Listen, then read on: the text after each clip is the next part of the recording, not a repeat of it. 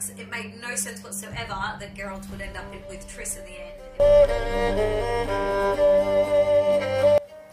Hey guys, it's Kezia here from Seraphim Escape, and I wanted to tell you guys today about another book series that I really love. So this one is from the Witcher series. So if you've played the video game The Witcher Wild Hunt or any of the other Witcher video games, then I highly recommend reading these books. They bring a whole other level when you're playing The Witcher. Give the background stories of all the characters and create a lot more understanding to the whole story itself.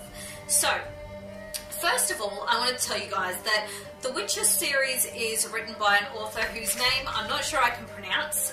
He's Polish, and it's something like Andrzej or something like that. I'm just going to say Andrew Sapkowski.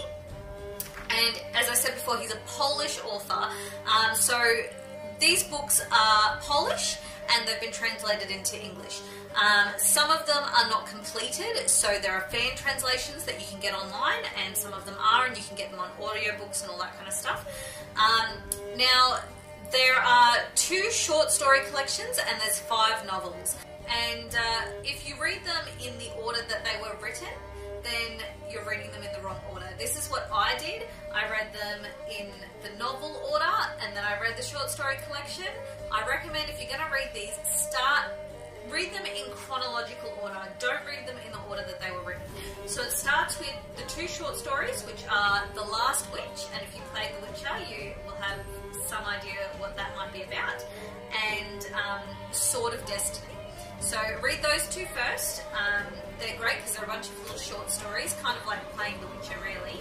And then you read the books in order, in the novel order, which is Blood of Elves, Time of Contempt, Baptism of Fire, Tower of Swallows, and Lady of the Lake. Now, the Tower of Swallows and Lady of the Lake, they haven't been officially translated into English yet, which means there's no audiobooks, which is a pain in the butt for me because I like listening to audiobooks. But there are fan translations out there that are pretty good. I haven't actually finished reading Lady of the Lake, and I really, really want to finish reading it, but it's in a PDF format, which means that I have a lot of trouble trying to listen to it, and I don't have a lot of time to sit down and read it. So, but I think it finishes off the story of what happens to Ciri.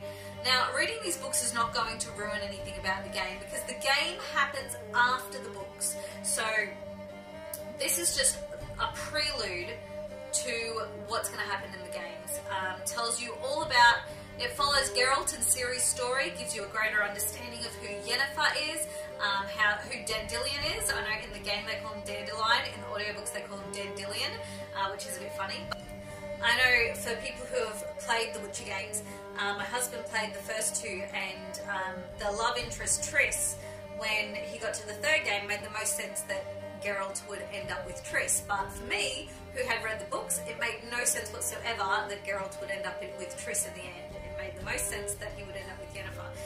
So I really love these books, and I really recommend reading them. They are for an older audience. I wouldn't recommend them for teenagers because they're a bit hard to follow sometimes. They really are fantastic books. I definitely recommend reading them, and if you haven't already played The Witcher, once you finish reading them, you've got to play The Witcher, Wild Hunt especially. The first 2, they're alright, but I really, really, really loved the Witcher Wild Hunt, one of my favourite video games of all time. So yeah, check out the Witcher book series. It is fantastic. Absolutely love it and highly recommend it. See you later. Bye!